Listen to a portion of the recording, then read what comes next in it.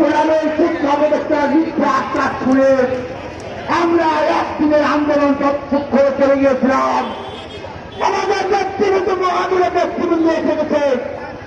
আমরা এই আন্দোলন চালিয়ে যাব যতক্ষণ পর্যন্ত এই শিক্ষকদের